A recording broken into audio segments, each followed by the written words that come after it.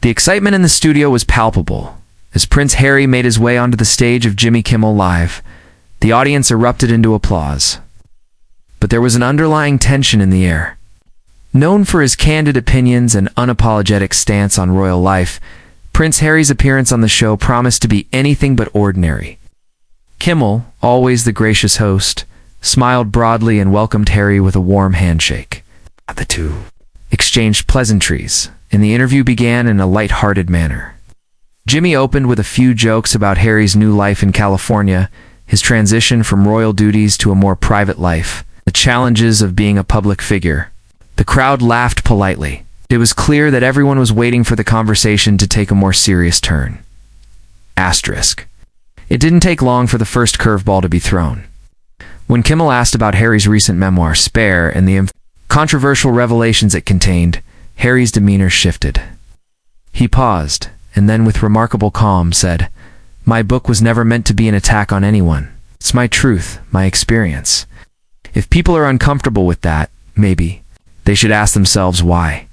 Kimmel, sensing the seriousness of the answer, nodded and responded, "Well, it's a lot to process for some, especially for your family."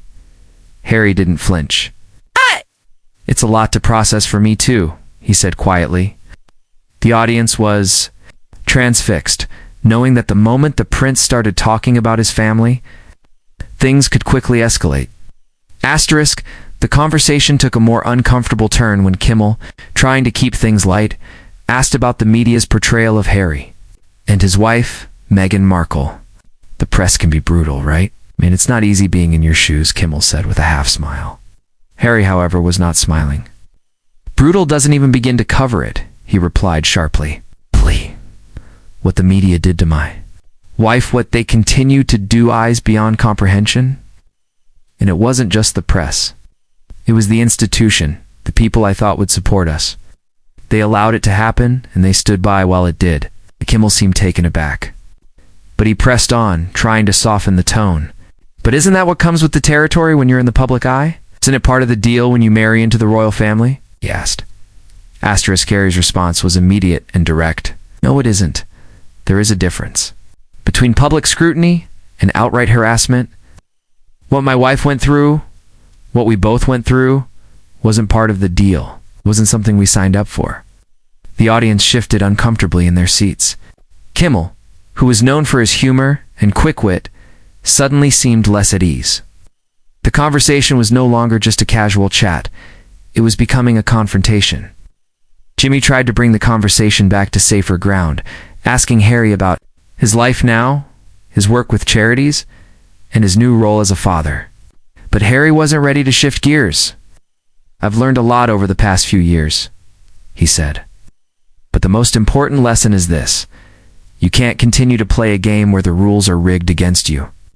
Asterisk. At this point, the tension in the studio was undeniable. Kimmel, who had been trying to steer the conversation away from difficult topics, could no longer hide his discomfort. He awkwardly attempted a light-hearted remark about Harry's growing media presence in America, mentioning how Harry had appeared in various interviews and podcasts. "So you've been pretty open with your story, right? A lot of interviews? A lot of media. How does that feel compared to being the private prince?" Kimmel asked, trying to lighten the mood. But Harry wasn't having it. "I'm not here for the media circus, Jimmy," he said firmly. "I'm here because I want people to understand the reality of the situation. I'm not asking for sympathy, I'm asking for truth." Asterisk. The interview quickly became more heated as Kimmel, attempting to remain in control, questioned Harry about his decision to leave the royal family. "A lot of people, even your critics, wonder why you couldn't stay and make changes from within," Kimmel said, clearly fishing for a more conciliatory answer. But Harry wasn't willing to play along. "I couldn't stay because the system was never going to change," he replied. "I wanted to change things, but I was told to stay silent, to conform. I couldn't live like that. I couldn't be part of something that was so fundamentally broken." Kimmel, sensing the escalating tension, tried to wrap up the interview, but Harry wasn't finished. "You can't change the system from the inside when the system refuses to see the problem," he added, his voice unwavering.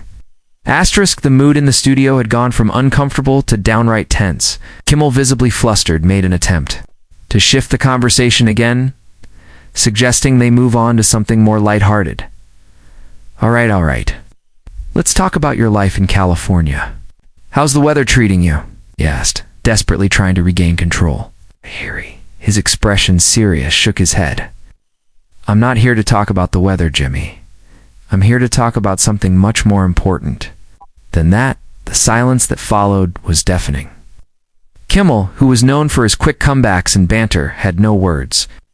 The audience, sensing the shift, grew quieter. The dynamic had completely changed. Asterisk, it wasn't long before Harry took another swing at the royal family. I love my family, he said, his voice steady. But I can't sit by and watch them continue to make the same mistakes, especially when it comes to issues of race and mental health. I can't be part of an institution that refuses to acknowledge these problems. Kimmel, now visibly uncomfortable, stammered, but aren't they doing their best to adapt? Harry, without missing a beat, shot back. Their best isn't good enough. They can do better. They have to do better. The tension in the room was so thick you could cut it with a knife. Jimmy, for the first time during the interview, seemed to lose his composure. All right, let's take a breath, he said, trying to regain his cool. But it was too late. Asterisk, as the conversation continued, it was clear that Kimmel was no longer in control. Harry, passionate and unwavering, refused to back down.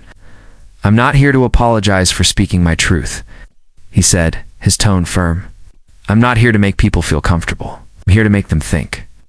The words hung in the air, and for a moment it felt as though the entire studio had come to a halt.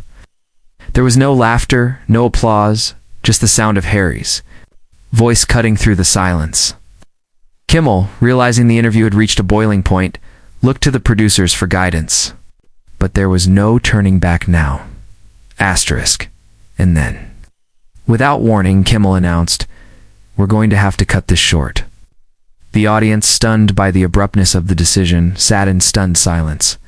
Harry, without saying another word, stood up from his seat and began to walk off the stage. "I've said all I needed to say," he muttered as he left. The cameras followed him for a moment before cutting back to Kimmel, who, now visibly uncomfortable, gave a nervous chuckle. "Well, that was something," he said awkwardly, before quickly cutting to a commercial break. The studio was eerily and quiet. There was no applause, no fanfare, just an uncomfortable stillness that hung over the entire production. Asterisk, backstage. Producers scrambled to figure out what had just happened.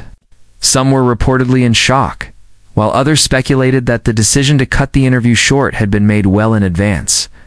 The fallout from the interview was immediate. Clips of Harry's most intense moments with Kimmel went viral within minutes, with people on social media discussing the clash in real time. Some supported Harry for speaking his mind, while others criticized him for being too harsh on his family. The incident quickly became the talk of the town, and Kimmel's show found itself at the center of a media firestorm. The network, which had hoped for a calm and controlled interview, was now facing backlash from every direction. Asterisk, in the aftermath, Gimmo issued a brief statement acknowledging the intensity of the interview. "We knew we were going to have a tough conversation, but we didn't expect it to escalate in the way it did," he said. "Sometimes things get heated, and it's important to let people express themselves."